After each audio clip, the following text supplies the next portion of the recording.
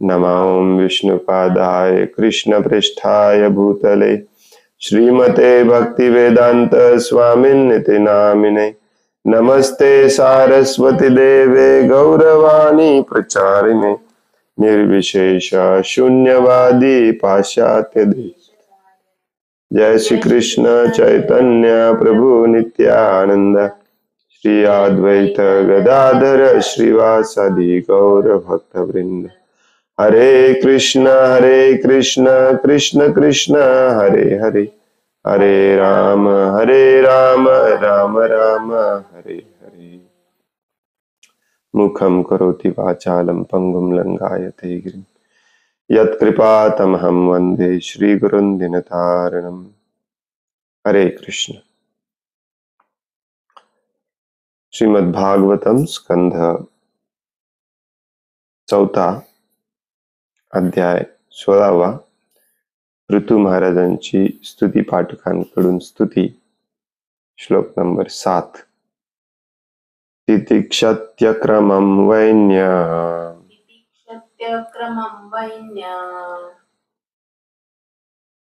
उपर्याक्रमतामपि भूतानां करुणः शाश्वत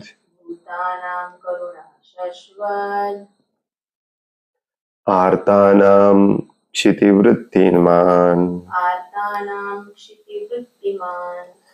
तितिक्षत्यक्रमं वैन्य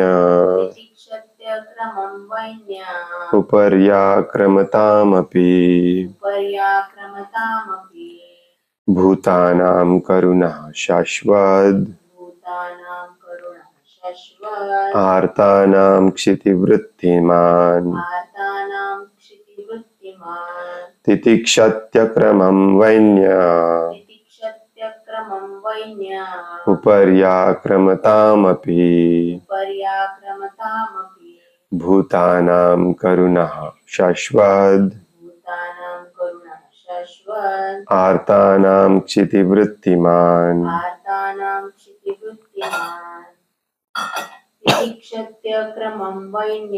तितिक्षत्यक्रमं वैन्य उपर्याक्रमतामपि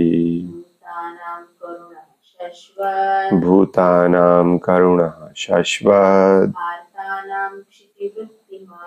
आर्तानां क्षितिवृत्तिमान् तितिक्षति सहन करतील, अक्रमम अपराध, वैन्यः राजा वेनाचा पुत्र, उपरी त्यांच्या मस्तकावर, आक्रमताम तुडविणाऱ्यांच्या संदर्भात, अपि सुद्धा, भूतानां सर्व प्राणीमात्रांना, करुणः अतिशय दयाळू अंतःकरणाने,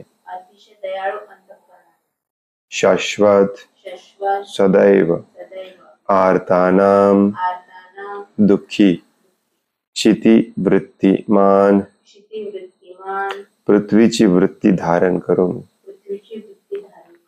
भाषांतर आहे, या सम्राट पृथूंना सर्व प्राणीमात्रांविषयी अत्यंतिक करुणा असेल। एखाद्या दीन मनुष्याने जरी सर्व विधी निषेध धुडकावून त्यांच्या अगदी मस्तकावरही पाय ठेवला, तरी ते आपल्या अकारण कृपेने त्याचा अपराध विसरतील आणि त्याला क्षमा करतील। जगाचे रक्षण करता म्हणून ते पृथ्वी इतकेच सहनशील असतील।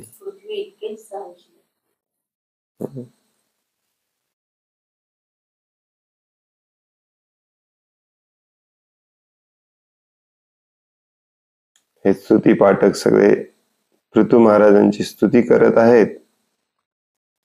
एक गोष्ट आपल्या लक्षात घेतली पाहिजे की हे भगवंतांचे जे गुण असतात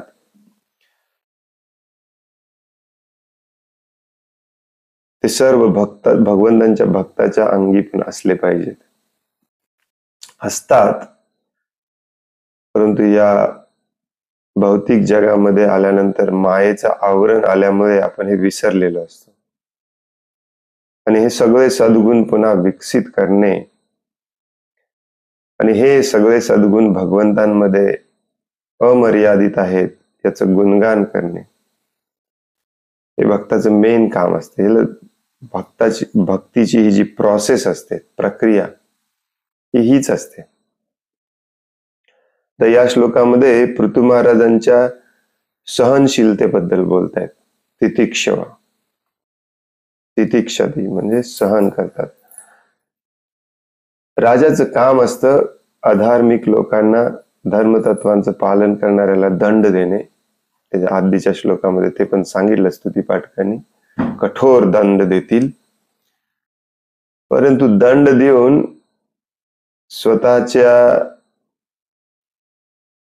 अहंकाराला, इगोला संतुष्ट करायचं नसतं राजाला. जनरली आपण जेव्हा असं करतो तेव्हा स्वतःच्या अहंकाराला संतुष्ट करायची आपली इच्छा असते.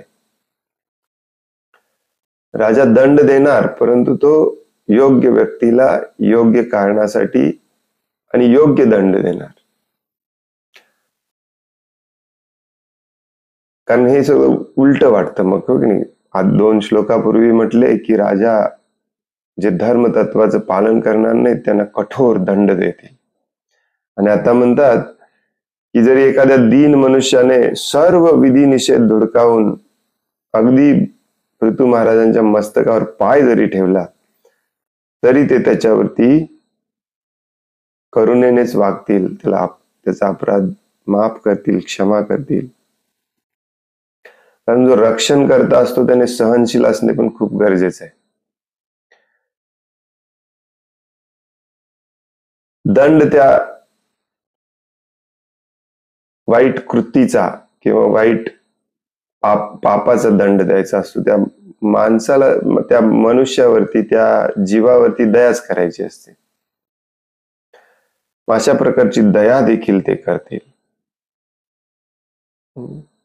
विशेष म्हणजे त्यांच्या मस्तकावर कोणी पाय ठेवला तर त्यांना काही विशेष वाटणार नाही, कारण ते धर्मतत्वाचे पालन करणार आहेत. हे आपण सदैव लक्षात ठेवलं पाहिजे. हे आपण विसरतो ऍक्च्युली. कोणी माझ्या इंद्रिय तृप्तीच्या आडवं येत असेल, कोणी माझा अहंकार, कोणी काय म्हणतात त्याला, ऍजिटेट केला असेल, तुम्हाला क्रोध येईल असं कोणी वागलं असेल, तुमच्या ज्या इच्छा असतात त्या पूर्ण होणार नाहीत किंवा त्याच्या आडवं कोणी आलं असेल तर त्या सगळ्यांना तुम्ही क्षमा केलं पाहिजे. परंतु भगवंतांच्या कामामध्ये, भगवंतांच्या भक्तांच्या कामामध्ये जर कोणी अडथळा आणत असेल तर त्याला नाही क्षमा करायची. धर्मतत्वाच्या विरुद्ध कोणी वागत असेल त्याला क्षमा नाही करायची.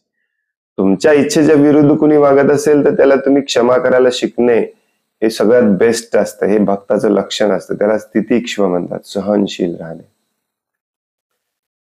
याचाच अर्थ तुम्हाला या शरीराशी, या भौतिक जगाशी काही देणं घेणं नाही. या शरीराशी किंवा या भौतिक जगातल्या तुमच्या वस्तू, व्यक्ती वरती कोणी हल्ला करत असेल, तुमच्या इच्छेच्या कामनांच्या विरुद्ध कोणी वागत असेल तर तुम्हाला त्याचा विचार करायची काय गरज आहे. नाहीतरी हे जग बनवलंयच त्याच्यासाठी, हो की नाही. हे भगवंतांमध्ये हे गुण असतात. पृथु महाराज भगवंतांचे अवतार आहेत, मग पृथु महाराजांमध्ये देखील हे गुण आहेत, असलेच पाहिजे. आपल्याला देखील तेच शिकायचंय.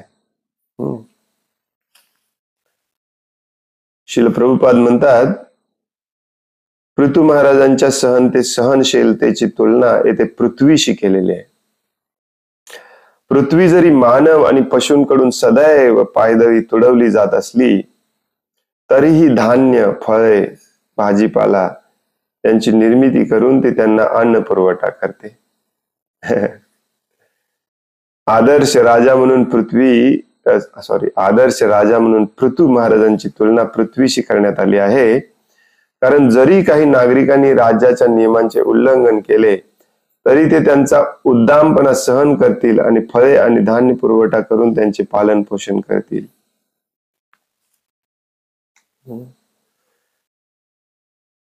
पृथ्वी इतकं सहनशील कोणीच नाही ऍक्च्युली. सध्या स्थितीला देखील आपण पाहू शकतो किती महाभयानक प्रचंड प्रमाणामध्ये भूमातेचं शोषण करतोय आपण. खनन करून सगळं काढून घेतोय. ज्या वस्तू निसर्गातल्या डिस्टर्ब करायच्या नाहीत त्या डिस्टर्ब करतोय. वरून जो कचरा आहे तो सगळा आपण इथेच टाकतोय. त्याचं विघटन करून पुन्हा पृथ्वी तत्वामध्ये, जल तत्वामध्ये, वायू तत्वामध्ये रूपांतर करायचं पृथ्वी सहनशीलतेने करत असते. हजारो करोडो मेट्रिक टन प्लास्टिक रोज आपण टाकतो, पृथ्वी सहन करते. पण पृथ्वी देखील एका लिमिटच्या बाहेर गेल्यानंतर पृथ्वी पण काही करू शकत नाही, परंतु पृथ्वी सहन करते. आता पुढे पृथू महाराजांच्या कथेमध्येच तुम्हाला आढळेल की इव्हेंच्युअली पृथ्वीवरचं पापाचा भार एवढा वाढला की पृथ्वी मातेने अन्नधान्य, भाजीपाला, फळे द्यायचं बंद केलं. पृथू महाराजांना वाटलं पृथ्वी माता चुकीचं वागते. पृथू महाराज भूमातेवरती अटॅक करायला आपला धनुष्यबाण काढला. पृथू महाराजांनी भूमाता म्हणते माझी काहीच चूक नाही, मी बिचारी सहनशीलतेने सगळं सहन करते. मनुष्याने स्वतःच्या पायावर स्वतःच कुऱ्हाड मारलेली आहे, स्वतःच सगळीकडे प्रदूषण पसरवले, स्वतःच सगळे पाप कर्म वाढवलेलं आहे. त्यामुळे धनधान्य बाहेरच येत नाही जमिनीतून, त्याला मी काहीच करू शकत नाही. मी तर सहनशीलच आहे. मी सहनशील नसते तर मी इतकी पॉवरफुल आपण आहे या सगळ्यांना मी एका क्षणात मारून टाकू शकते, परंतु माझ्या अंगामध्ये ते गुण नाहीये. मी फक्त सहन करून गप्प बसते. मग पृथू महाराजांना लक्षात येतं की पृथ्वी मातेची याच्यामध्ये काही चूक नाही. मग तिला ते मदतीचं आवाहन करतात की आता आपल्याला सगळं व्यवस्थित करायचंय, तुम्ही मदत करा. मग ती मदत करते.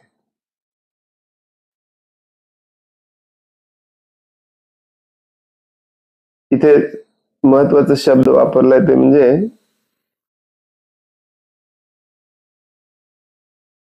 जरी एखाद्या दीन मनुष्याने सर्व विधी निषेध धुडकावून, विधी निषेध म्हणजे काय, विधीचा अर्थ असतो काय करायचं आणि निषेधचा अर्थ असतो काय करायचं नाही.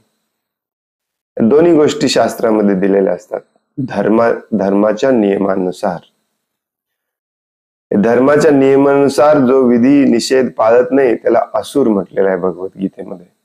असुरी प्रवृत्तीचा व्यक्ती. आज आपल्याला हे धर्माचे विधी निषेध माहितीच नाहीत, पालन करायची खूप लांबची गोष्ट आहे. कोणाला इंटरेस्ट पण नाही. सिंपल गोष्ट जरी सांगितले तरी त्याच्यामध्ये इंटरेस्ट नाही लोकांना. काल आमच्या सत्संगामध्ये दामोदर अष्टकम म्हणत असताना नवीन नव्हते, कधी कधी अधूनमधून येतात एक 3-4 लोक. त्यांना शेवटी सांगितलं तुम्ही पण उठा, दीप अर्पण करा भगवंतांना. तर नाही म्हणाले ते चक्क. त्याची पत्नी रोज त्याच्या पत्नीने अर्पण केलं, मुलाने अर्पण केलं, पण तो नाही म्हणा. काय किती वाईट वाटतं बघा. काही माहितीच नाही आपल्याला. ही ऍक्च्युली आपण म्हणतो की आताची पिढी खूप वाईट आहे, याचं कारण तुम्ही आहात. तुमच्या पिढीचं ते काम आहे नेक्स्ट जनरेशनला, पुढच्या पिढीला हे विधी निषेध समजावून सांगणे. काय विधी असते, काय निषेध असतात समजावून सांगणे. आपल्याला आपल्या आई वडिलांनी समजावून सांगितलं नाही. मी विचार करत होतो, तो एकदम यंग होता ऍक्च्युली, दोघे पण यंग होते, ते दोघांनी पण नाही म्हटलं. मी विचार करत होतो की काय म्हणजे काय संस्कार केले असतील आई वडिलांनी यांच्यावर. भगवंतांना फूल अर्पण करायचं ठीक आहे, तुम्हाला शास्त्र माहिती नाही ठीक, हे पण ठीक आहे की तुम्हाला इंटरेस्ट नाही याच्यामध्ये. परंतु जनरली भारतामध्ये असं कधी होत नाही, कोणाला सांगितलं उठा भगवंतांना एक फूल अर्पण करा, नाही असं कोणी म्हणत नाही ऍक्च्युली. किती खालच्या पातळीला गेलेलं आहे बघा आपण. पृथू महाराजांच्या काळामध्ये याच्याही पेक्षा वाईट अवस्था झालेली, आणि राजाच तसा होता. राजा ज्याचं काम आहे प्रजेमध्ये शास्त्राचं धर्माचं पालन केलं जाते की नाही, विधी निषेधांचं पालन केलं जाते की नाही ते पाहणे, त्यालाच इंटरेस्ट नसेल तर कोण करणार. तोच भोगी असेल तर तो भोग वृत्तीला चालना देतो. जसा आत्ताचा राजा आहे, सगळीकडे भोग वृत्ती वाढवायचं ठरवलंय यांनी. भोग वृत्ती जिथे वाढते तिथे धर्माचं पालन, शील चारित्र्याचं पालन कोणी करत नाही. सिंपल गोष्टी पण कोणी करत नाही की बाबा समोरच्याला प्रणाम करावा, भगवंत आहेत भगवंतांना दंडवत प्रणाम करावा, मंदिरात जावं. मंदिरात चुकून आपल्या मित्राबरोबर गेलो ठीक आहे, तुम्हाला जायची इच्छा नाही आहे, मित्राच्या सोबत गेलाय, तुम्हाला बसून तिथे प्रणाम करायला पण प्रॉब्लेम आहे. किती म्हणजे हे सगळं का होतं, कारण ज्यांच्यावर जबाबदारी असते ना सगळं शिकवायची ते लोक शिकवतच नाहीत आपल्याला. ते स्वतःच इंद्रिय तृप्तीने प्रेरित असतात, म्हणजे आपले आई वडील, आपले आजी आजोबा. प्रत्येक पिढीमध्ये हे डिग्रेड होत जातं. आई वडील इंद्रिय तृप्तीने प्रेरित होते, त्यांनी काही मुलाला शिकवलं नाही. थोडंफार थोडकं त्यांच्या आई वडिलांनी म्हणजे आजोबाने शिकवलेलं ते पण शिकवलं नाही. कारण जे आपल्याला शास्त्रातले हे विधी निषेध शिकवले जातात, इंद्रिय तृप्तीने प्रेरित असलेल्या माणसाला ते अडथळा वाटत असतो. म्हणजे जेव्हा माझे आई वडील मला शिकवत होते, याला पाय लागलं तर नमस्कार करत जा, वडीलधाऱ्यांना नमस्कार करत जा, चला मंदिरात जाऊन येऊया, आज उत्सव आहे, सण आहे, हे आहे ते आहे, असं केलं पाहिजे, तसं केलं नसलं पाहिजे. ते स्वतः अर्धवट इंद्रिय तृप्तीने प्रेरित होते, त्यामुळे अर्धवट त्यांनी सांगितलं. मी त्यांच्यापेक्षा जास्त इंद्रिय तृप्तीने प्रेरित होतो, त्यामुळे त्यांनी जे सांगितलं त्यांचा पण मी धिक्कार केला. मला नकोच होतं ते. कधी एकदा माझे आई वडील जातील आणि माझ्या मुलांना मी ते शिकवायचं बंद करेन, हे माझ्या डोक्यात होतं. आहे की नाही? मॅक्झिमम लोकांची हीच स्टोरी आहे. मग पुढच्या पिढीला आपण ते पण शिकवत नाही. आणि प्रत्येक जीवाचं इथे धर्मच आहे इंद्रिय तृप्ती करणे, भोग करणे, त्या भोगासाठी वाटेल ते पाप करणे. हे पिढ्यानपिढ्या आपण हे अति अति अति अति असुरी होत जातो. विधी निषेध विसरत जातो. सर्रास आता तुम्ही पाहू शकता, मुलांमध्ये देखील मुलींमध्ये देखील, ज्याला आपण जेन झी वगैरे म्हणतो ना, जनरेशन, नेक्स्ट जनरेशन, छोट्या छोट्या गोष्टी पण यांना करण्यामध्ये इंटरेस्ट नाही. का? कारण त्यांच्या आई वडिलांनी कधी शिकवलंच नाही.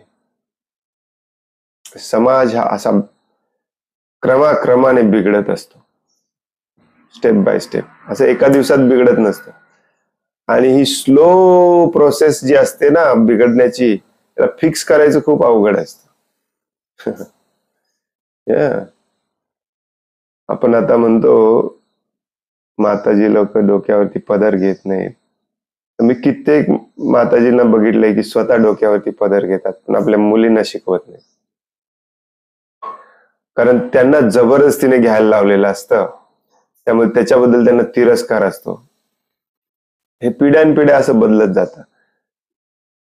बर, मॅक्झिमम मुलींना आज माहिती नाही जी दुपट्टा किंवा ओढणी असते ते कशासाठी असते. एक स्टाईल म्हणून वापरतात. त्यांचे आई वडील स्वतःच त्याचा उपयोग करत नाहीत, ते मुलींना काय शिकवणार? कोण? आणि मग ह्या मुलींना कोण शिकवणार? या मुलांना कोण शिकवणार? वडीलधाऱ्या लोकांसमोर कसं बसलं पाहिजे, कसं उठलं पाहिजे, काय केलं पाहिजे, कोण शिकवणार आहे ना? कोणीच शिकवणार. स्वतःच्या आई वडिलांचं हे ऐकत नाही, दुसऱ्यांचं थोडीच ऐकणार आहे. आणि मग शिकवायची वेळ येते तेव्हा हे इतकं कठीण जातं शिकवायला, इतकं कठीण जातं, कारण मनामध्ये एक बसलेलं असतं की हे चुकीचं आहे, मला करायचंच नाही, याचा विरोध करायचा आहे. सगळं प्रत्येक जीव इथे इंद्रिय तृप्तीसाठी आलेला असतो आणि त्या इंद्रिय तृप्तीच्या अगेन्स्ट जे आहे त्याला बिलकुल आवडत नाही. मग आता विचार करा, अशा वेळेला जर पृथू महाराज आले, सगळेच लोक असे वागत असतील, तर त्यांनी कोणाकोणाला मारायचं, कोणाकोणाला दंड द्यायचा आणि कोणाकोणाचा तिरस्कार करायचा. तिरस्कार तर करूच शकत नाही, कारण जे असं वागतायत समाजामध्ये त्यांचा मुळात त्यांचा तो दोष नाहीच आहे. त्यांना शिकवलंच नाही प्रॉपरली, त्यांना ट्रेनिंगच नाही प्रॉपर. पिढ्यानपिढ्या हे असं होत आलंय, त्या जीवाचा काय दोष आहे त्याच्यामध्ये? तो आपल्या इंद्रिय तृप्तीला जे आवडेल ते करत आहे. त्यामुळे भक्तांनी पण असंच असलं पाहिजे पृथ्वी महाराजांसारखं. द्वेष तिरस्कार करून काही उपयोग होणार नाही. मॅक्झिमम सांगायचा प्रयत्न करणे, मॅक्झिमम बदलायचा प्रयत्न करणे. बदलले ठीक, नाही बदलले ठीक. आपण भगवंतांची सेवा केली, भगवंतांचे कार्य केलं, भगवंतांच्या मिशन मध्ये भाग घेतला. जेवढं आपल्याला जमत होतं तेवढी भगवंतांच्या मिशन मध्ये सेवा केली. पृथ्वी महाराज भगवंतांचं काम करायला आलेत, स्वतः भगवान आहेत. धर्माची पुन्हा स्थापना करणे, परंतु धर्माची पुन्हा स्थापना करत असताना जे निष्पाप जीव आहेत, जे धर्माप्रमाणे वागत नाहीत, त्यांना सगळ्यांना मारत सुटून चालत नाही. भगवान श्रीकृष्ण मारत नाहीत, आपल्यासाठी ही भौतिक जग निर्माण करतात. ठीक आहे, तुम्ही पापी आहात, तुमच्या पाप कर्माने भोगवृत्ती तुमची सॅटिस्फाय, संतुष्ट करण्यासाठी मी हे जग बनवलंय, तिथे जाऊन ट्राय करा. भगवंतांच्या मनात आलं असतं हे सगळे पापी आहेत, दुष्ट आहेत, धर्माप्रमाणे वागत नाही, त्यांना फिनिश करून टाकूया, नवीन तयार करूया. भगवंतांना काय अवघड आहे? नाही, अरबो खरबो अब्जावधी अनगिनित जीव निर्माण केले, या सगळ्यांना एका क्षणात संपून नवीन जीव निर्माण करायला काय प्रॉब्लेम आहे? म्हणून त्याच्यामध्ये मग दया राहत नाही, करुणा राहत नाही. ज्या दयेवर, करुणेवर आनंद अवलंबून आहे, भगवंतांना माहिती आहे तो दंड देऊन मारून टाकण्यात कसा येईल. आणि यालाच म्हणतात सहनशीलता. भगवंत स्वतः दाखवतात सहनशीलतेचं उदाहरण, हो की नाही?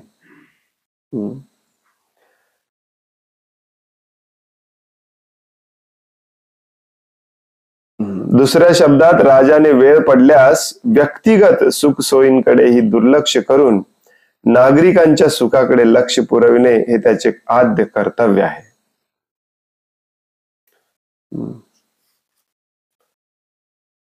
म्हणजेच मगाशी मी जसं सांगत होतो की तुमच्या स्वतःच्या इंद्रिय तृप्तीच्या आडवं कुणी येत असेल, तुमच्या स्वतःच्या सुखसोयी कमी होत असतील, तपस्या करायला लागत असेल, कधी झोप होणार नाही, कधी ट्रॅव्हलिंग करावं लागत असेल, कधी तो प्रॉब्लेम आहे, ते सगळं सहन करायला शिकलं पाहिजे आपण भगवंतांच्या सेवेमध्ये.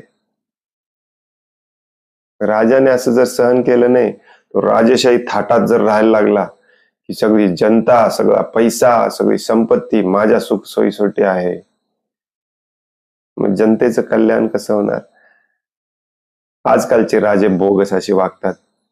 त्यांच्या हे पण लक्षात येत नाही की जोपर्यंत जनता सुखी आहे तोपर्यंत तुम्ही सुखी आहात. इंद्रिय तृप्ती करणाऱ्यांना हे लक्षातच येत नाही की माझ्या आजूबाजूचे लोक सुखी असतील तर मी सुखी राहू शकतो. मी एकटा मी मी मी मी मला पाहिजे मला पाहिजे मला पाहिजे करायला लागलो, सगळ्यांचा द्वेष तिरस्कार करायला लागलो, सगळ्यांचं हिसकावून घ्यायला लागलो, तर तुम्ही सुखी नाही राहू शकत. माणूस हा सोशल ॲनिमल आहे, तो एकटा नाही राहू शकत.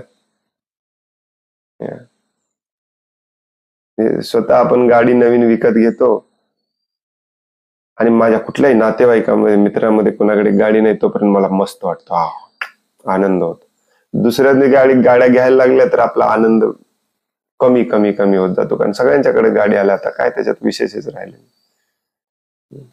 आनंद हा भौतिक भोगावरती आपण अवलंबून ठेवलाय. बरं, तू पत्नीशी तिरस्काराने वागला, पतीशी तिरस्काराने वागला, मुलांशी तिरस्काराने वागला, मित्राशी तिरस्काराने वागला, नातेवाईकांशी तिरस्काराने वागला, सगळे तुला सोडून गेले, किंवा तुझ्याशी तू असा सगळ्यांचा द्वेष करतो म्हणून तुझ्याशी कुणी चांगलं वागायचं, तुझ्याकडे यायचं सगळ्यांनी बंद केलं, तू सुखी होणार आहे? तुला तर दाखवायचं आहे तुझ्याकडे काय आहे ते, दुसऱ्यांना दाखवून तुला आनंद घ्यायचा, मग दाखवणार कोणाला? आणि प्रत्येक जीव या भौतिक जगामध्ये असंच वागत असतो, प्रत्येकाला दुसऱ्याला दाखवायचं, प्रत्येकाला दुसऱ्याची स्पर्धा करायची, मग इथे सुख कसं मिळणार? सुख हे नेहमी सदैव दुसऱ्यावरती प्रेम करण्यामध्येच असतं. दुसऱ्याचा तिरस्कार, घृणा, स्पर्धा करण्यामध्ये सुख नसतं. ऍक्च्युली कुणाकुणाशी स्पर्धा करणार आहे? बघा, तुमच्या जीवनामध्ये देखील तुम्हाला अनुभव आला असेल, ज्याच्याशी स्पर्धा कराल तो तुमच्याशी संबंध तोडून टाकेल, तो तुमच्याशी जास्त तुमच्याकडे येणार पण नाही, सगळे मित्र तुमचे. मग तुम्ही दाखवणार कोणाला? अहंकार, गर्व. स्वतःच्या सुख सुविधासाठी आपण हे सगळं बंद करून टाकतो. म्हणून हे अध्यात्म लहानपणापासून मुलांना शिकवणं इतकं गरजेचं आहे की तुझ्या सुख सुविधा, तुझ्या इच्छा याच्या विरुद्ध जर कोणी वागत असेल तर तू ते सहन करायला शिकलं पाहिजे. किती सहन करायचं प्रभूजी? तुझ्या हातात दुसरं काय आहे सहन करण्याशिवाय? तो समोरचा माणूस बदलणारच नाही, तो दुःखी आहे तुझ्यापेक्षा जास्त. परंतु दुसऱ्यांवरती प्रेम करताना, भगवंतांची सेवा करताना, भगवंतांवरती प्रेम करताना, भगवंतांवरती प्रेम करणे म्हणजे सर्वांवर प्रेम करणे. त्याच्या आडवा काय येत असेल तर तेव्हा तुम्ही क्रोधित व्हा, ऍक्शन घ्या, परंतु ते देखील त्या गोष्टीवरती, त्या व्यक्तीवरती नाही. हे बऱ्याच जणांना लक्षात येत नाही. प्रभुपाद इथे या वाक्यामध्ये समजावून सांगतात. दुसऱ्या शब्दात, राजाने वेळ पडल्यास व्यक्तिगत सुख सोयींकडे दुर्लक्ष करून नागरिकांच्या सुखांकडे लक्ष पुरवणे त्याचे आद्य कर्तव्य आहे. प्रजा जेव्हा वाईट होते, चोर लुटेरे आता झालेत वेन राजाच्या काळामध्ये सगळे, त्याचा सगळा त्रास राजालाच होतो. परंतु वैयक्तिक त्रास तो राजा सहन करतो, कारण राजाला ही घडी सगळी बदलून व्यवस्थित करायची आहे समाजामध्ये. प्रत्येकाचा द्वेष करत बसला तर समाज सुधारणार आहे? त्याने हे जाणलं पाहिजे की हे सगळे अज्ञानामध्ये आहेत. सगळे त्यांना ज्ञान कसं देता येईल, ब्राह्मण कसे निर्माण करता येतील जे ज्ञान देतील, क्षत्रिय कसे निर्माण करता येतील जे रक्षण करतील, वैश्य कसे निर्माण करता येतील जे अन्नधान्याचा पुरवठा कंटिन्युअसली करतील, आणि मग समाज एकूण सुव्यवस्थितता समाजामध्ये वाढेल. अज्ञान हा सगळ्यात मोठा आजार असतो. नाही तर लोक हे विधी निषेध का पाळणार नाहीत? कारण त्यांना विधी निषेध माहितीच नाहीये. आणि ज्या लोकांना माहिती आहेत त्यांच्या इंद्रिय तृप्तीने ओव्हरटेक केलेला आहे, ते विधी निषेध पाळत नाहीत. त्यांना पण अज्ञानच आहे, तो पण ज्ञानाचाच अभाव आहे. त्यांना माहिती नाही आहे की विधी निषेध पाळल्याने सुख जास्त मिळतं, इंद्रिय तृप्तीने प्रेरित होऊन पाप कर्म केल्याने सुख कमी मिळतं. हे माहिती नाही. तात्पुरते तो भ्रमात आहे, इल्युजन मध्ये. भ्रम खूप मोठं असतं. सध्या स्थितीला तुम्हाला बाहेर बघितल्यावर लक्षात येईल की जवळजवळ सगळे महाभयानक प्रचंड भ्रमात सगळे वागतात. प्रचंड प्रमाणामध्ये भ्रम आहे. किती मोठा जेवढा मोठा अहंकार तेवढा मोठा भ्रम. विचार करा, तो व्यक्ती कंटिन्युअसली कीर्तनामध्ये बसलाय, लेक्चरला बसलाय, प्रसाद होईपर्यंत प्रसादाला पण थांबलाय, परंतु उठून दीप अर्पण करण्याची त्याची इच्छा नाही. किती मोठा अहंकार असेल, भ्रम किती मोठा असेल. हे चालू आहे सगळीकडे. प्रभुपाद पुढे लिहितात, कलियुगात मात्र असे घडताना मुळीच दिसत नाही. कारण कलियुगातला राजा स्वतःच्या इंद्रिय तृप्तीसाठी जगत आहे. जो स्वतःच्या इंद्रिय तृप्तीचा विचार करतो त्याच्यामध्ये सहनशीलता नसते, बिलकुल नसते. एक शब्द सहन होत नाही, कोणी आपल्या विरुद्ध केलेलं काही सहन होत नाही. कसं सहन होणार? इथे मनामध्ये मी मी मी मी मी करायची सवय लागलेली आहे. पण राजाच असा असेल तर विचार करा प्रजेची काय अवस्था होईल. तो लुटणारच. जसं काल परवा आपण वाचलं ना, कर गोळा करणार, लुटणार. राजा, बऱ्याच लोकांची खूप चुकीची समजूत आहे की क्षत्रिय म्हणजे हातात तलवार, युद्ध. नो, राजाचं प्रथम कर्तव्य असतं त्याने खूप सहनशील असलं पाहिजे. युद्ध थांबवण्याचा, युद्ध टाळण्याचा त्याने अतोनात प्रयत्न केला पाहिजे. हे क्षत्रियाचं पहिलं लक्षण असतं. ऍक्च्युली क्षत्रियांनी पहिली गोष्ट ही शिकायची असते की शांततेने, सहनशीलतेने कसं फिक्स करता येईल, हे शिकवलं जातं क्षत्रियाला पहिल्यांदा. भगवान श्रीकृष्ण मूर्ख नव्हते. एवढं सगळं होऊन देखील शेवटी शांती प्रस्ताव घेऊन गेले. दुर्योधनाला म्हणतात काही नको, फक्त 5 गाव दे, त्या 5 गावाला सोडून आम्ही बाहेर पण येणार नाही, तुझ्यावर अटॅक करणार नाही, आपण तसं अग्रीमेंट करूया. नो, दुर्योधन म्हणतो नो. कारण युद्ध म्हणजे महाभयानक खर्चिक काम असतं. नुसतंच पैसा आणि संपत्ती नष्ट होत नाही युद्धामध्ये, जीवहानी महाभयानक प्रमाणामध्ये होते. फालतूचं युद्ध सुरू आहे. आता 3 वर्ष झालं युद्ध सुरू आहे रशिया आणि युक्रेनमध्ये. हजारो लाखो लोक मेली, हजारो लाखो करोडो अब्जावधी संपत्तीची नासधूस झाली. काय उपयोग आहे? कशासाठी सगळं करतो हे माहिती नाही आपल्याला. आणि हे थांबणार नाही.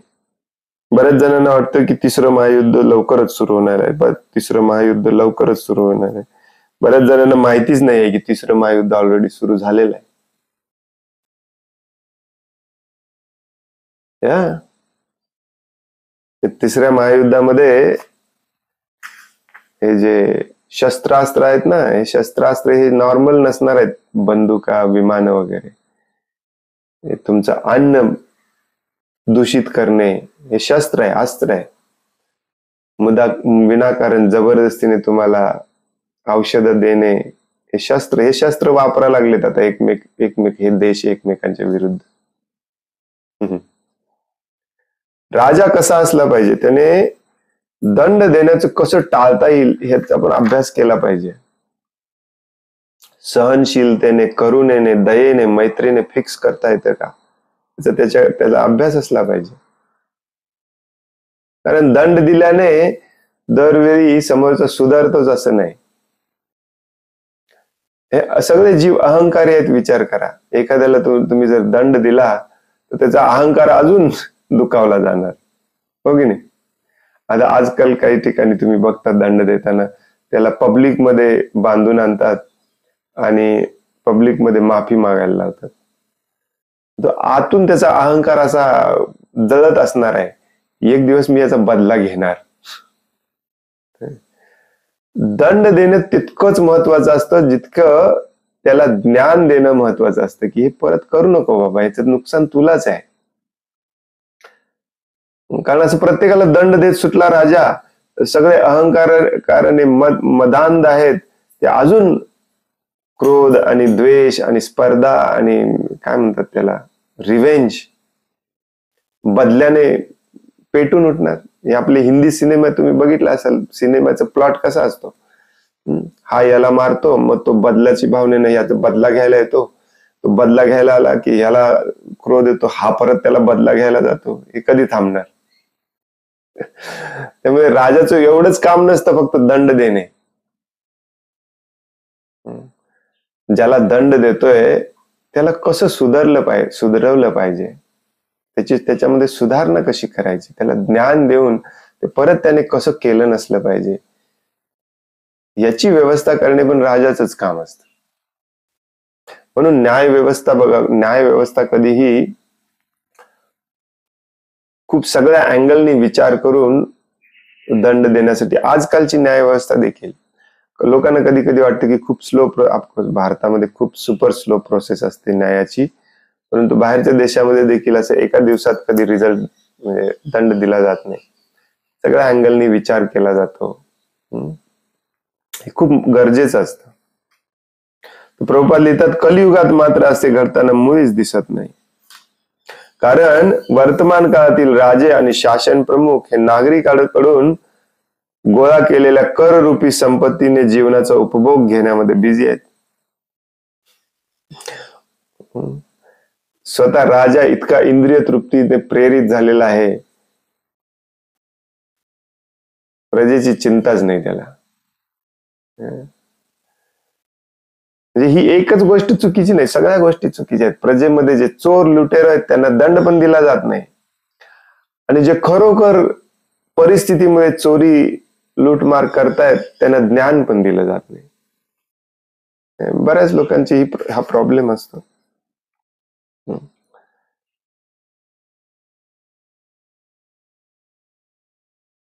तर मग समाज सुधारणार कसा?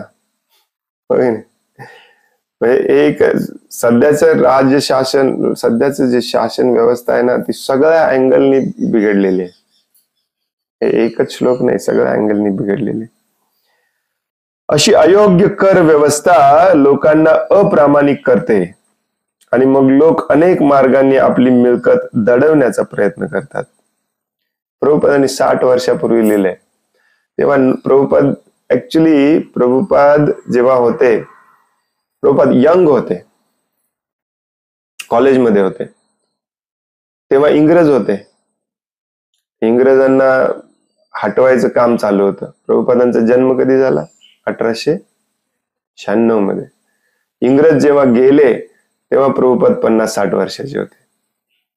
1947 मध्ये इंग्रज गेले. मग 47 आणि 4 किती झालं? 51 वर्षाचे होते प्रभुपाद इंग्रज जेव्हा गेले तेव्हा. त्यानंतर आपला संविधान लिहिला गेला, त्यानंतर लोकशाहीवर आधारित आपलं सरकार तयार केलं गेलं. तर तेव्हा ही पुस्तकं लिहिलेत शिला प्रभुपादांनी. तेव्हा देखील इतका भ्रष्टाचार होता. विचार करा तुम्ही.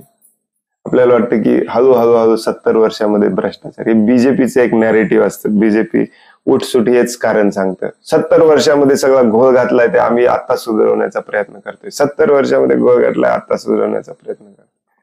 हे तेव्हा पण होतं. हे जे वाक्य आहे ना, प्रभुपाद लिहितात, अशा अयोग्य कर व्यवस्था लोकांना अप्रामाणिक करते. म्हणजे टॅक्स वसूल करायची सिस्टीमच चुकीची असल्यामुळे लोक टॅक्स चोरी करतात. लोकांचं पण काही चुकीचं नाही याच्यामध्ये. टॅक्स गोळा केलेला एक तर तुमच्या लाभासाठी, तुमच्या सुव्यवस्थेसाठी वापरला जात नाही. इतके भयानक टॅक्स गोळा करून ना रस्ते चांगले आहेत, ना पाण्याची व्यवस्था आहे, ना खाण्यापिण्याची व्यवस्था आहे, ना प्रदूषण कमी होते. कुठली म्हणजे जे मोठ्या प्रमाणामध्ये ज्याच्यामध्ये सरकारने काम केलं पाहिजे ती एकही व्यवस्था चांगली चालू नाहीये. ना आरोग्य व्यवस्था व्यवस्थित आहे, कुठलीच व्यवस्था चालू नाहीये चांगली. मग पहिल्यांदा नॉर्मल जनता विचार काय करते? कर देणारी, टॅक्स देणारी, मग टॅक्स देऊ कशाला? हा प्रामाणिक विचार झाला. त्याच्या पलीकडे जाऊन अप्रामाणिक विचार काय आहे?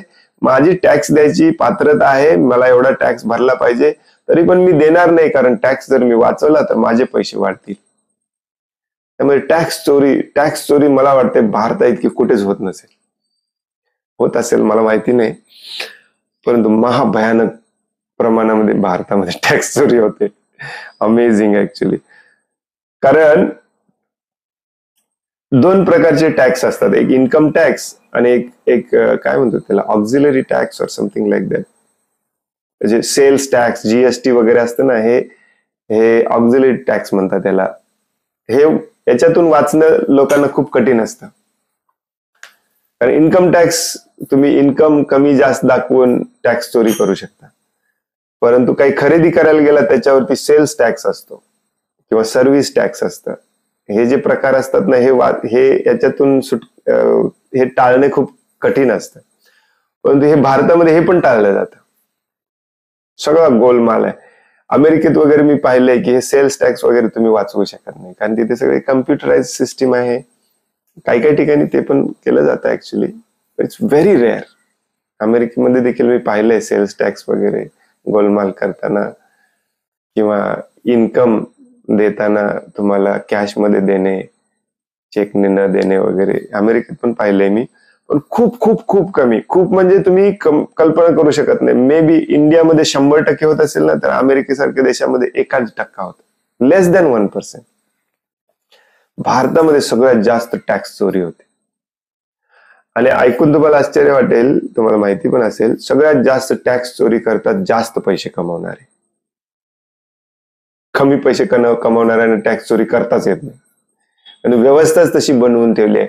कारण व्यवस्था बनवणारे हेच लोक आहेत, ज्याच्या हातात पैसा, ज्याच्या हातात संपत्ती, सत्ता, आणि त्याच्या हातात पैसा आणि सत्ता, तोच नियम बनवतो, कायदे बनवतो. मग गरिबांना लुटायचं चालू आहे. मग गरीब बिचारा यांच्या विरुद्ध बंड आंदोलन करायचं त्याच्यामध्ये धाडस नाही, धाडस राहिलेलंच नाही आता कलियुगामध्ये. कारण त्याच्या अंगात ताकदच नाही. तो सगळं अशुद्ध खातोय, अशुद्ध इंजेक्शन घेतोय, त्याच्या अंगात ताकद कुठून येणार? मग तो काय विचार करतो, यांच्याशी मी लढा तर देऊ शकत नाही, मग मी पण जरा बघतो टॅक्स कसं वाचवता येईल, चोरी करता येईल, ब्लॅकने कसं करता येईल. हे सगळं चालू आहे. संपूर्ण प्रजा अप्रामाणिक होते, प्रभुपाद लिहितात तिथे. अशी अयोग्य कर व्यवस्था लोकांना अप्रामाणिक करते.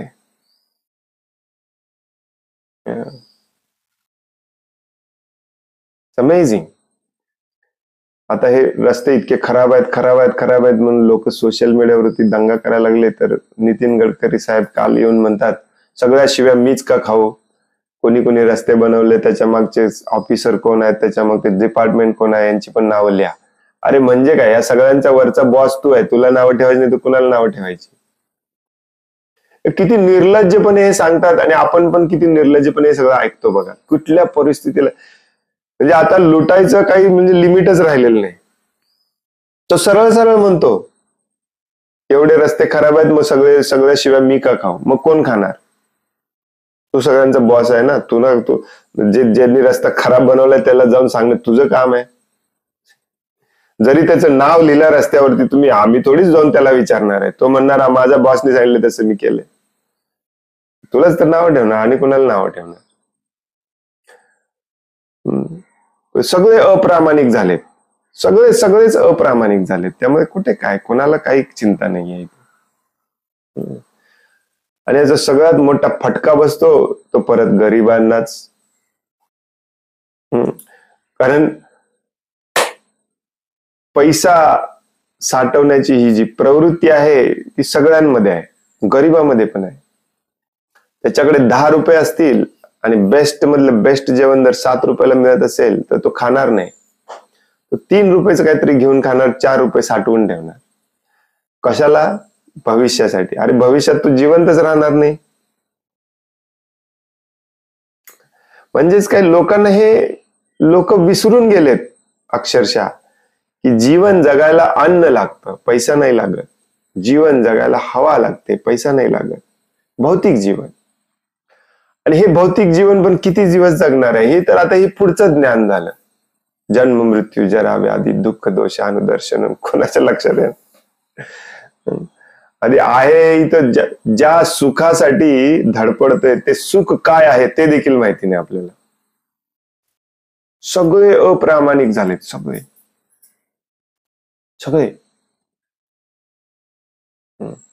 कारण ही कर व्यवस्था खूप चुकीची आहे, खूप चुकीची आहे. ऍक्च्युली अमेरिकेसारख्या देशामध्ये पण महाभयानक प्रमाणामध्ये भ्रष्टाचार होतो. तुम्ही कल्पना करू शकणार नाही. भारतातला भ्रष्टाचार कमी वाटेल तुम्हाला ते ऐकल्यानंतर, पण नॉर्मल जनतेला एवढी झळ पोहोचत नाही. कारण तिथे कर व्यवस्थेचं मॅनेजमेंट थोडंफार ट्रान्सपरंट आहे. तिथे 2 प्रकारचे टॅक्स घेतले जातात, इन्कम टॅक्स. एक राज्य सरकार घेतं, एक केंद्र सरकार घेतं. इथं आपल्या इकडे फक्त एकच प्रकारचा टॅक्स भरतो आपण, केंद्र सरकारला. आणि केंद्र सरकारला जे टॅक्स भरलं जातं तिथे त्याचं गणित कधी आम्हाला मिळालं नाही, परंतु राज्य सरकारला जे टॅक्स भरत होतो आम्ही, त्याचं स्टेटमेंट आम्हाला घरी पाठवलं जायचं. की या वर्षी तुम्ही, आणि खूप कमी असायचं ऍक्च्युली, या वर्षी तुम्ही $1200-1300 तुम्ही राज्य सरकारला टॅक्स म्हणून दिले. त्या $1300 मधले $351 या डिपार्टमेंटला दिले, $217 शाळांना दिले, $27 नगरपालिकेला दिले, $3 याला दिले, असं पूर्ण लिहून पाठवायचे घरी दरवर्षी. इमॅजिन करू. आता ते कितपत खरं आहे माहिती नाही, असेल ऍक्च्युली, बिकॉज ऍक्युरेट नंबर असायचे. आणि त्याच्यामुळे शाळा, आरोग्य व्यवस्था, शिक्षण व्यवस्था, रोड आणि सुविधा व्यवस्था ही सगळी थोड्याफार प्रमाणात नाही, ऍक्च्युली भरपूर प्रमाणामध्ये चांगली आहे. अकाउंटेबिलिटी आहे, ती अकाउंटेबिलिटीच नाही आपल्याकडे. किंवा पैसा गेला कुठे आणि कसा वापरला जातो कोणालाच माहिती नाही. मग पहिला विचार माणूस काय करणार, माझा टॅक्स चोरता कसं येईल, हे म्हणून प्रभुपाद इथे लिहितात. मग लोक अनेक मार्गाने आपली मिळकत दडवण्याचा प्रयत्न करतात. मी कमवलंच नाही म्हणून सांगा, मग ह्यालाच काळा पैसा म्हटला जातो. काळा पैसा. क्रिशला सुरुवातीला कळायचं नाही काळा पैसा भानगड काय, काळा पैसा. Taxation is very complicated actually. कर व्यवस्था असते ना, सध्याची कर व्यवस्था खूप कॉम्प्लिकेटेड आहे. लहान मुलांना समजावून सांगणं खूप अवघड जातं ऍक्च्युली. मग असं का, कारण ते निष्पाप असतात. मग हे काळा पैसा, मग तो पैसा तर असतो ना, मग काळा कसा काय, मग तो जातो कुठे, मग तो येतो कुठून. जसं मोठे होतात तसं त्यांच्या पण लक्षात यायला लागतं, आणि एक दिवस ते पण काळा पैसा साठवायला सुरुवात करतात. हे ट्रेनिंग आहे भारतातलं. हो की नाही. जन्मजात जर तुमचा व्यवसाय असेल तर तुम्हाला 8-10 वर्षातच ट्रेनिंग सुरू होतं. काळा पैसा लपवायचा कसा, तो ठेवायचा कुठे, वापरायचा कसा, आणि बाय द टाइम 10वी-12वी होते तुम्ही एक्सपर्ट झालेला असता त्यामध्ये, अगदी पूर्ण एक्सपर्ट.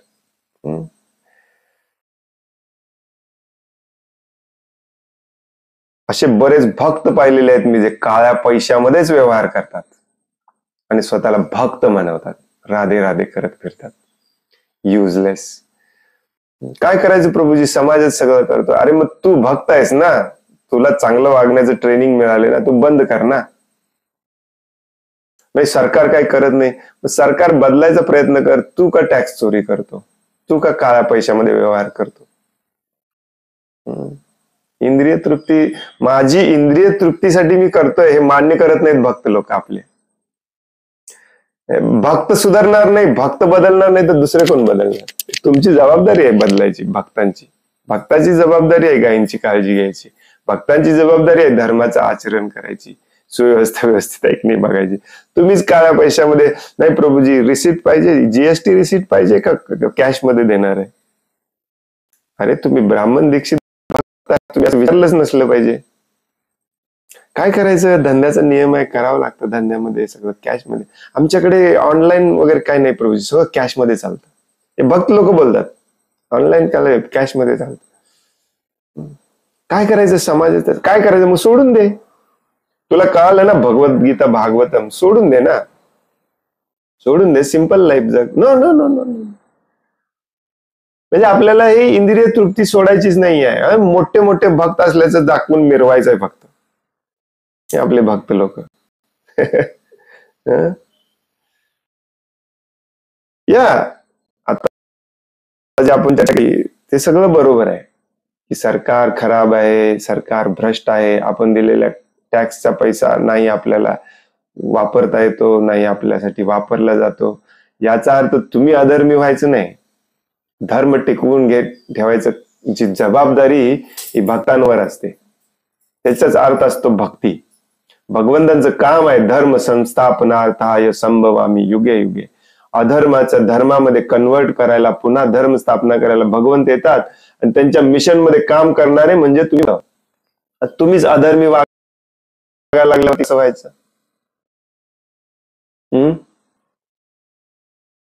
कॅश मध्ये प्रभूजी, कॅश मध्ये, ऑनलाईन चालत आहे, कॅश मध्ये पाहिजे. समजा जे नालायक भक्त आहे, या सरळ सरळ तोंडावर म्हणतो मी, नो प्रॉब्लेम. कारण तुम्हाला अजून कळालेलंच नाहीये. किती पण सरकार, किती पण चोर लुटेर असू दे, परंतु तुम्ही धार्मिकतेने वागायचं वचन दिलेलं आहे ना भगवंतांना. तुम्ही धर्माच्या तत्वाचं पालन करायचं तुम्ही वचन दिलेलं आहे ना भगवंतांना. तुम्ही भगवद्गीतेप्रमाणे वागायचं ठरवलेलं आहे ना तुम्ही.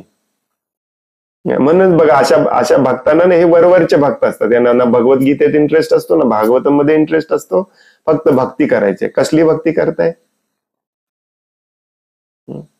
इकडचा एक रील बघायचा, तिकडचा एक रील बघायचा, यात्रा करायची, बस यांची झाली भक्ती. भगवद्गीतेत इंटरेस्ट आहे. कारण भगवद्गीता सांगते अमानित्वम, अदंबित्वम, अहिंसा, शांती, राजवम, मैत्र्य, करुण एवचा. मग हे सगळं पाळायला तुमचा काळा धंदा बंद करायला पाहिजे तुम्हाला. हो की नाही? या सगळे प्रभुपाद म्हणतात, मग लोक अनेक मार्गाने आपली मिळकत दडवण्याचा प्रयत्न करतात. भक्त लोक करतात मिळकत दडवण्याचा. कॅश मध्ये व्यवहार असतो प्रभूचा. कॅश, फक्त कॅश चालेल. हळूहळू राष्ट्र नागरिकांकडून कर गोळा करण्यात असमर्थ होणार. सगळेच दडवायला लागले लूप होल. आणि लूप होल सरकार बनवतो मुद्दा म्हणून, कारण त्यांना पण लपवायचं असतं. त्यांची मुलं, त्यांचे नातेवाईक हे सगळे या बिझनेस मध्ये असतात. त्यांच्यासाठी हे लूप होल्स बनवलेले असतात. मग नॉर्मल जनतेला कळाल्यावर नॉर्मल जनता पण युज करते लूप होल. त्याची काय चूक आहे? मग हळूहळू गव्हर्नमेंटला पैसेच मिळत नाहीत. मग रस्ते बनणार कुठून आणि व्यवस्था होणार कुठून? हो की नाही? प्रभुपाद लिहितात पुढे, हळूहळू राष्ट्र नागरिकांकडून कर गोळा करण्यात असमर्थ होईल आणि शेवटी राष्ट्रात स्वतःच्या अवाढव्य सैनिकी आणि प्रशासकीय खर्चही भागवणे शक्य होणार नाही. प्रभुपादांनी 60 वर्षापूर्वी लिहिलंय. त्यांनी इमॅजिन.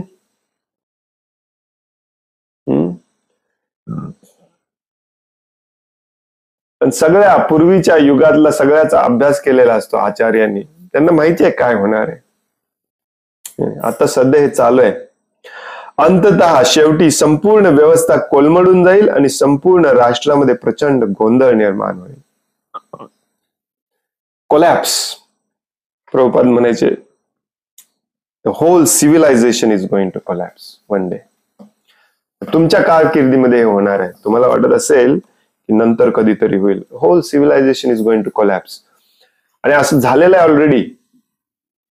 रशिया हा सगळ्यात मोठा देश होता जगातला. USSR म्हटलं जायचं आमच्या लहानपणी.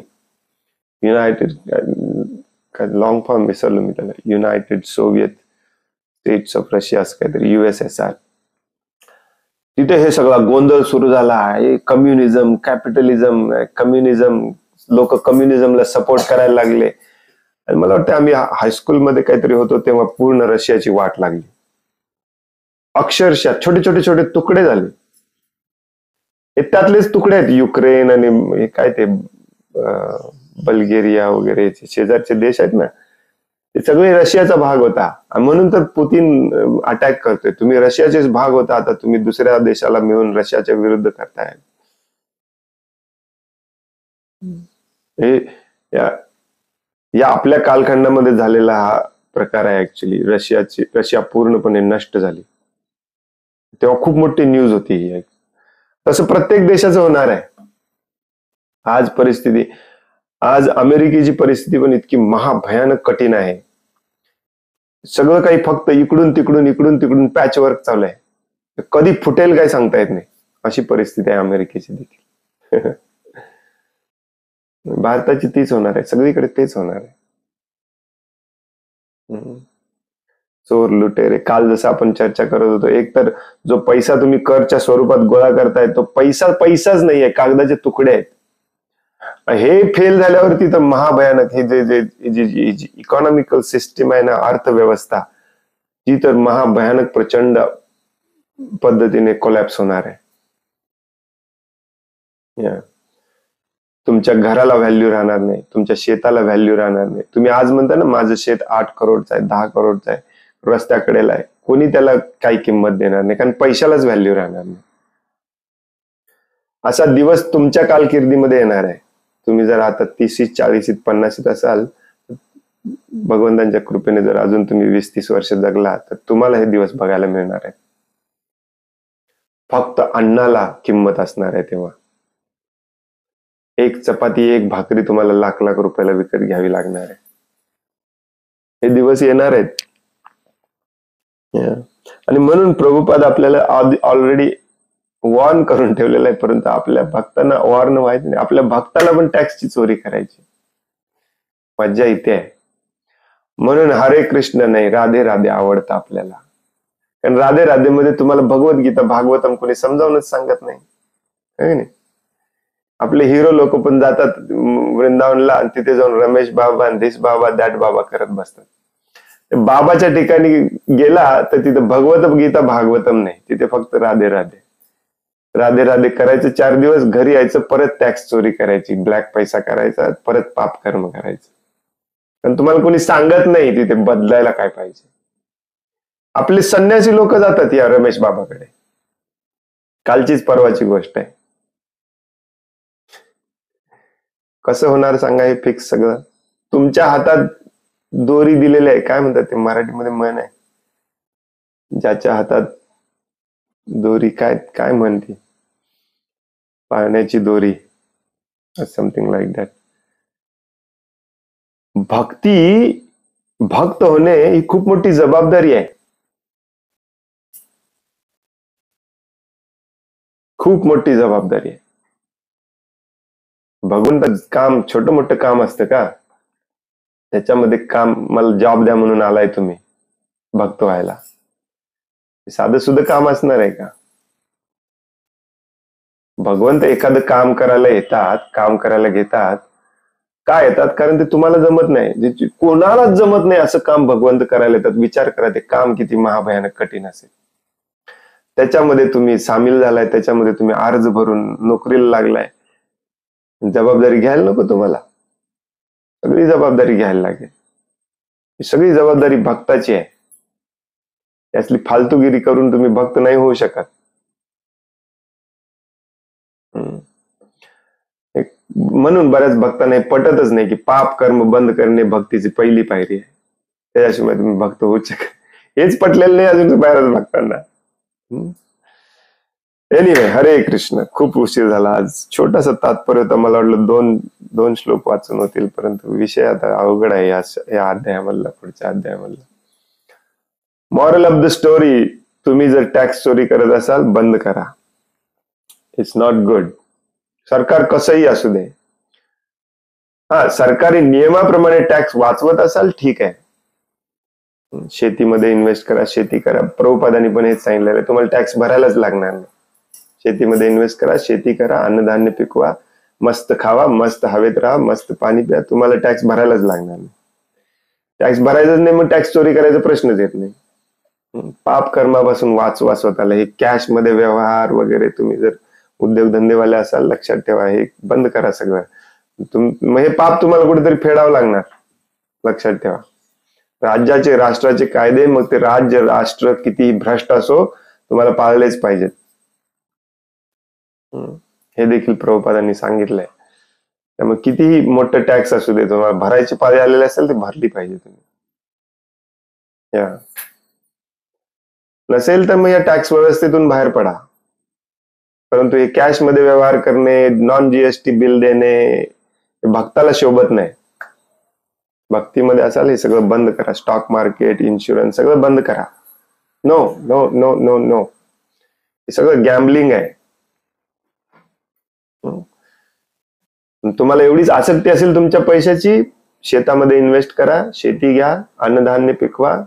प्रभुपादांच्या या चळवळीमध्ये एक आदर्श बना. प्रभुपादांचे अनुयायी व्हा, प्रभुपादांचे मेसेंजर व्हा. हा प्रचार आहे. हा देखील दोन्ही काम होतात. तुमचा पैसा वाचतो, तुमचं टॅक्स वाचतं, प्रभुपादांचं काम होतं, भगवान श्रीकृष्णांचं काम होतं, हो की नाही?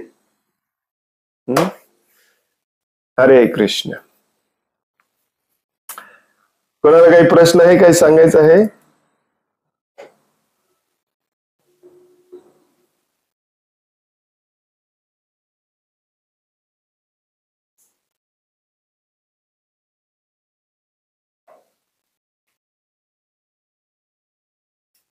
हरे कृष्ण प्रभुजी, दंडवत प्रणाम. हरे कृष्ण, दंडवत प्रणाम. सर्व भगवत भक्तांना दंडवत प्रणाम. प्रभूजी आपण आपल्या अध्यायांमध्ये आधी भगवद्गीतेत पण वाचलंय की आपण पहिल्या अध्यायापासून शिकतो की आपण मनुष्य नाही तर आपण आत्मा आहोत आणि मग या जगात आपल्याला आपलं हे जे अस्तित्व शरीराच्या संबंधित जे काही गोष्टी आहेत त्या सगळ्या सोडायच्या आहेत. तर या गोष्टींमध्ये आपण असं बघतो की आपल्याला जे नाव मिळाले तर त्यावेळेला जे लोक भगवत दीक्षित आहेत तर ते त्या सगळ्यांना वेगळं नाव दिलं जातं. मग ते वेगळं नाव कशासाठी देत आणि जर का आपण आपली जर का म्हणजे काय ओळख जर का भगवंताच्यासाठी विसरायची असेल तर मग अशी नवीन नावं कशासाठी दिली जातात? भावनेच्या स्तरावर जायला जीवाला खूप वेळ लागतो. तुम्हाला जर शक्य असेल की आजपासून पूर्णपणे भावना बदलून टाकायची आहे तर तुमच्या इतका भाग्यवान व्यक्ती कोणी नाही. परंतु ही भावना बदलणे ही साधी सोपी गोष्ट नाही. मग त्या भावना बदलण्यासाठी ज्या काही गोष्टी चांगल्या असतात त्या चांगल्या करण्यासाठी या सगळ्या सिस्टीम बनवलेल्या असतात. शेवटी भावना बदलणे हे टॉप मोस्ट गोल असतं. कारण भावना बदलली नाही तर काहीच उपयोग नाही. नाव बदला, दीक्षा 10 वेळा घ्या, काही उपयोग नाही. वापी स्मरण भावत या जनतेंते कलेवरम. मग ही भावना बदलायला जर मदत होत असेल तर ते केलं जातं. म्हणून हे नाव तुम्हाला तुमच्या पद प्रतिष्ठेसाठी दिलेलं नसतं. म्हणून हे नाव देताना नाव दिलं जातं सो अँड सो दास. मग त्या नावाप्रमाणे तुम्ही वागलं पाहिजे. हे कर्मी देहात्म बुद्धीमध्ये मी स्वतःला शरीर समजून अनंत जन्म मी इथे राहिलोय असे चुटकी मारल्यावरती ते बदलणार नाहीये. उद्यापासून मी आत्मा झालो. नो. असे लोक काही होतात संत तुकारामांसारखे वगैरे. संत तुकाराम स्वतः म्हणायचे काय ठेवलंय माझ्या नावामध्ये, काय ठेवलंय कोणाच्या नावामध्ये. भगवंतांचा मी दास आहे एवढं समजलं की संपलं तुमचं काम. परंतु नॉर्मल जनता तशी नसते. मग नॉर्मल जनतेला त्या स्टेजला त्या भावनेमध्ये आणण्यासाठी जे काही मदत होईल ते करण्याच्या विधी निषेध शास्त्रामध्ये दिलेले असतात. विधी म्हणजे हे करा आणि निषेध म्हणजे हे करू नका. मग याच लॉजिकने एखादं उद्या असं पण म्हणेल की मी शरीर नाही, मी आत्मा आहे, मी भगवंतांचं स्मरण करत बसणे, भगवंतांसाठी काम करणे एवढंच माझं काम आहे. मंदिर बांधण्याची काय गरज आहे, मंदिरात जायची काय गरज आहे, मूर्ती समोर डोकं टेकायची काय गरज आहे. हे सगळं त्या लॉजिक मध्ये बसतं. परंतु सगळेच या स्टेजला इमिजिएटली येत नाहीत. काहींना 1 दिवस लागतं, काहींना 1 वर्ष लागतं, काहींना 10 वर्ष लागतात, काहींना 10 जन्म लागतात. पण ते त्या स्टेजला येण्यासाठी जे काही मदत करतं अशी प्रोसिजर, अशी प्रोसेस शास्त्रामध्ये दिलेल्या असतात. आपले आचार्य शोधून काढतात आणि म्हणून ते आपण करायचे असतात. आणि याच्यामध्ये पण मग अहंकार, गर्व चढायचं शक्यता असते. शक्यता सगळीकडेच आहे कारण हे भौतिक जग बनवलंयच त्याच्यासाठी. ही प्रोसेस शुद्ध असते. प्रोसेस काय आहे, तुमचं नाव आहे what is that, I don't want to offend anyone. आजकाल नवीन मॉडर्न नावं ठेवतात काय वाटेल ते. अमेरिकेला जाणारे लोक आजकाल अमेरिकन नावं ठेवतात. परवाच मी कुठेतरी वाचलं, काय नाव होतं, सॅरा, त्याच्यावरच आहे कॅलेंडरवरती आहे ना, सॅरा कुलकर्णी असं काहीतरी. किती घाणेरडे नाव आहे. नावावरून तुम्हाला भगवंतांची ना आठवण होते ना भगवंतांची सेवा करावीशी वाटते. मग गुरु म्हणतात तुझं नाव बदलून टाकूया आपण, आजपासून तू श्यामानंद दास आहेस. म्हणजे काय, श्याम वर्णाचा माझा जो भगवान आहे त्याच्या आनंद देणारा तू दास आहेस. तुझं नाव नाहीये श्यामानंद दास. ही भावना तू त्याच्यामुळे, या नावामुळे जर तुला ही भावना विकसित करायला मदत होत असेल तर हे घे नाव. नवीन नाव घे, कृष्ण चैतन्य दास, पतित पावन दास. म्हणून हे दास जोडलं जातं. माताजींच्या नावाच्या मागे दासी जोडलं जातं.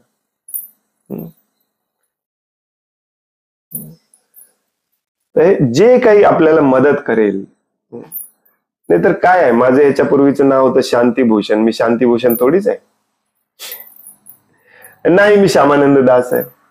पण तू श्यामानंद दास याच्यामुळे मला श्यामची आठवण होते, श्यामच्या आनंदाची आठवण होते, मी दास असल्याची आठवण होते. हो की नाही? जसं काही लोक म्हणतात काय करायचंय मूर्ती आणि फोटो घरात भगवंतांचा ठेवून. ठीक आहे, मग तू तुझ्या मुलाचा मूर्ती आणि फोटो कशाला खिशात पाकिटात घेऊन फिरतो, जो तुझा मुलगा मिलिटरीमध्ये कामाला आहे? त्या फोटोमध्ये, तुझ्या प्रेमामध्ये, तुझ्या भावनेमध्ये, तुझ्या वात्सल्यामध्ये, स्नेहामध्ये काहीतरी फरक पडतो ना. कारण माणूस हा भावनिक प्राणी आहे. ती भावना विकसित होण्यासाठी, ती भावना टिकवून ठेवण्यासाठी, भावना वाढण्यासाठी ज्या गोष्टीची मदत होईल ना, त्या गोष्टीची मदत आपण घेतली पाहिजे. हा, याचा दुरुपयोग होऊ शकतो का? येस. हे चुकीच्या पद्धतीने लोक वापरू शकतात का? येस. कारण हे भौतिक जग आहे, ते होणार. तुम्हाला गुरु बनवलं तर गुरु पदाचा दुरुपयोग करतात लोक. गुरुला साक्षात भगवान मानलं पाहिजे आपण. यस्य देवे पराभक्ती तथा देवे तथा गुरु. पण गुरु पदात हे पद प्रॉब्लेम आहे. पद म्हणजे त्याला आपण काय म्हणतो, उपाधी. एकदा उपाधीला आपण चिटकलो ना, मग हे चिटकण्याची आपली जी आतली जी कामना आहे, ती काम इच्छा, ती चुकीची आहे. ही प्रोसेस चुकीची नसते. मग तसं बघायला गेलं तर सगळेच प्रोसेस चुकीचे आहेत. तुम्ही एका क्षणात शुद्ध झालं पाहिजे आणि भगवत धामात गेलं पाहिजे. मग दुर्दैवाने हे आता सगळीकडे चालू आहे. माझी दीक्षा झालेली आहे, तुझी झालेली नाही. माझी 2 दीक्षा झाल्या, तुझी अजून एकच झाली. माझी झाली, माझ्या पत्नीची झाली, माझ्या मुलाची झाली, माझ्या मुलीची झाली, माझी 2री नंबरची दीक्षा झाली, माझ्या पत्नी 2री नंबरच्या दीक्षेला लाईन मध्ये आहे. पद प्रतिष्ठेच्या चक्करमध्ये घुसला आणि परत हा. का? कारण हे सगळी सिस्टीम बिघडली. ह्याच्या गुरुनी याला शिकवलंच नाही कधी तुझ्या नावाचा अर्थ काय. नुसतंच नाव दिलं, पैसे घेतले, नाव दिले. तर जिथे या प्रोसेस मध्ये पण भावना राहिलेली नाही, त्यामुळे हे बिघडतं सगळं. त्यामुळे काही आसुरी प्रवृत्तीचे लोक येऊन प्रोसेस बिघडवतात, तत्वज्ञानाचा चुकीचा फायदा घेतात. याचा अर्थ प्रोसेस बनवणारा, प्रोसेस आणि तत्वज्ञान चुकीचं नसतं. जसं बरेच आता काही लोक प्रभुपादांना नावं ठेवायला लागली, पूर्वी ठेवत नव्हती. प्रभुपादांची याच्यात काय चूक आहे? प्रभुपादांनी ते सगळं सत्य सांगितलंय, खरं सांगितलंय. आता त्यांच्या अनुयायांनी सगळं बिघडवलं, आता त्याला प्रभुपाद काय करणार? हो की नाही? या माझी मुलगी कधी कधी मला म्हणत असते, तुम्ही माझं चुकीचं नाव ठेवलंय. किती छान छान नाव आहेत भगवंतांच्या भक्ताची, तुम्ही मला विचित्र नाव ठेवलंय, बदलायला पाहिजे. मी तिला चेष्टेने, सगळे वेगवेगळे नावाने बोलवतात तिला, चेष्टेने मी तिला कधी कधी म्हणत असतो की नावात काय ठेवलेलं आहे? शेक्सपियर पण म्हणून गेला, नावात काय आहे? जे तुम्ही करतात, ज्या तुमच्या भावना आहेत, ते तुमची आयडेंटिटी असते, ती तुमची ओळख असते. नाव तुमचं ठेवलेलं आहे, दयामया देवी राधिका भक्ती देवी दासी, राधामयी कुंज मंजिरी देवी दासी, विशाखा देवी दासी. पण त्याच्याप्रमाणे तुम्ही वागतच नसाल तर, आणि 99% लोक त्याप्रमाणे वागत नाहीत. हो की नाही? दयाल मुकुंद दास नाव कसं वाटतंय बघा, दयाल मुकुंद दास. दुसऱ्यांना फसवत फिरतो. ना दया आहे, ना मुकुंद आहे, ना दास आहे. मग ती त्याची इंडिव्हिज्युअल आसुरी प्रवृत्ती झाली. ही प्रोसेस खराब होत नाही त्याच्यामुळे.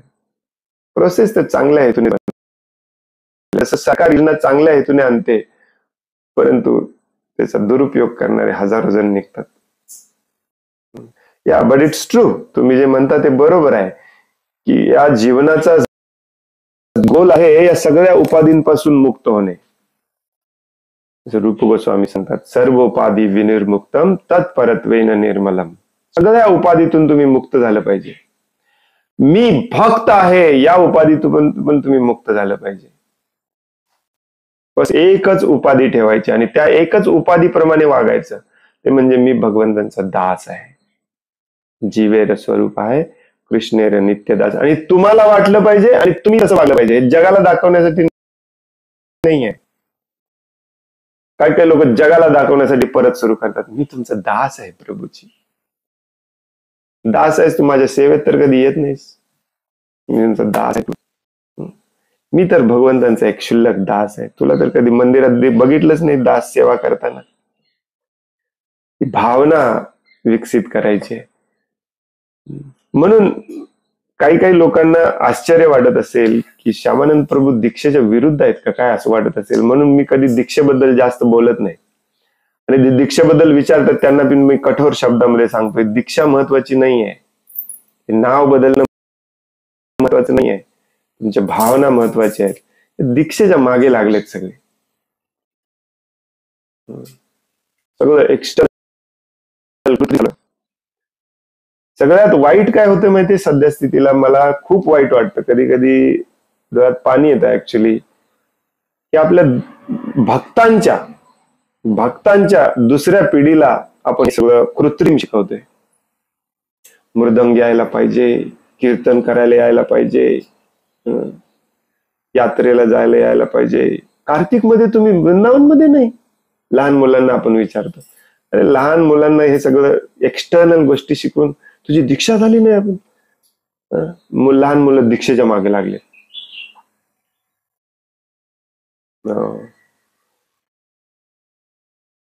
याचा अर्थ घ्यायची नाही का दीक्षा, असं नाही. घ्यायची, नो प्रॉब्लेम, घ्या. तुम्हाला शुद्ध गुरु भेटले, घ्या, नो प्रॉब्लेम. खरं गुरु शिष्याचं नातं असतं हे ज्ञानाचं ट्रान्सफर करणे. ज्ञानाचं ट्रान्सफर होत असेल झालं, तुम्हाला गुण आहे, तुम्ही शिष्य आहे, तुम्हाला कशाला दीक्षा पाहिजे, कशाला तुम्हाला हे सगळा खटाटोप करायचा. मग प्रभूजी तुम्ही शिल प्रभुपादांच्या विरुद्ध वागत नाही का, शिल दिलेली या विरुद्ध नाही वागत, त्यातली शुद्धता टिकवून ठेवण्याचा प्रयत्न करतो. कारण शुद्धता हीच शक्ती असते. उपाधी सगळ्यात डेंजरस आहे. उपाधी सगळीकडे सांगितलंय, भक्ती रस अमृत सिंधू भागवतम सगळीकडे उपाधी सगळ्यात डेंजरस. हे नुसतं नावच नाही, मी पुरुष आहे, मी स्त्री आहे, मी ब्राह्मण आहे, मी भारतीय आहे, हे सगळे उपाधी आहेत. मी इंजिनियर आहे, मी डॉक्टर आहे, सगळे उपाधी आहेत. तसंच ही पण तुमची उपाधीच आहे, सो अँड सो दास, जी तुमच्या बोगस गुरुने तुम्हालाच 1000 रुपये देऊन दिलेले आहे. त्याप्रमाणे जर तुम्ही वागत नसाल तर ती पण तुमची उपाधीच आहे फक्त, बाकी काही नाही. ती पण सोडून द्यायची आहे तुम्हाला. ती सोडून दिला तर तुम्ही भक्त व्हाल.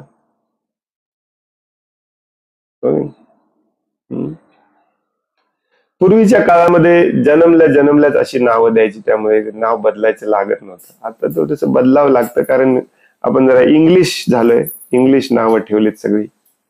समीर, काय काय नाव असतात, विवेक. भारतातले लोक तर शोधून शोधून शोधून शोधून काढतात नाव. मॉडर्न पाहिजे थोडस नाव प्रभूजी.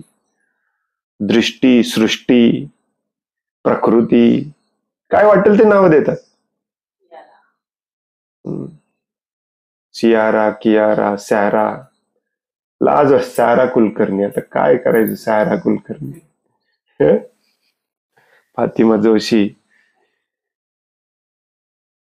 संस्कृतीला पण जपलं पाहिजे. संस्कृती आपली संस्कृती हे नावावरती, सणांवरती, आपल्या खाद्यपदार्थांवरती, आपल्या पोशाखावरती, आपल्या म्युझिकवरती आपली संस्कृती डिपेंड असते. हे पण जपणं आपलं कर्तव्य आहे पुढच्या पिढीसाठी.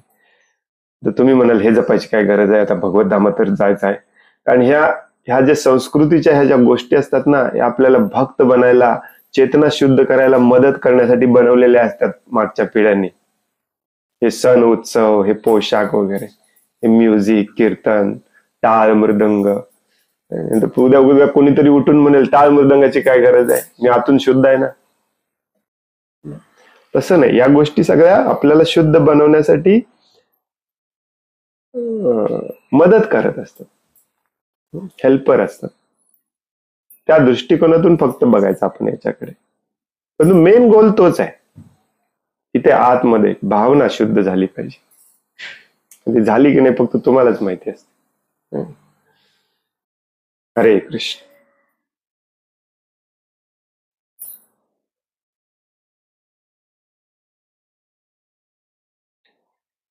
धन्यवाद.